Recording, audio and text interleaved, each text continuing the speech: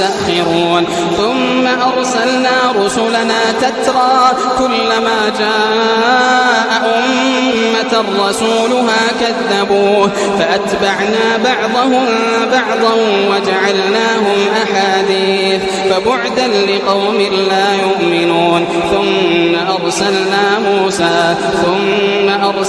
موسى وأخاه هارون بآياتنا وسلطان مبين إلى فرعون وملئه فاستكبروا وكانوا قوما عالين فقالوا أنؤمن لبشرين مثلنا وقومهما لنا عابدون فكذبوهما فكانوا من المهلكين ولقد آتينا موسى الكتاب لعلهم يهتدون وجعلنا ابن مريم وأمه آية وآويناهما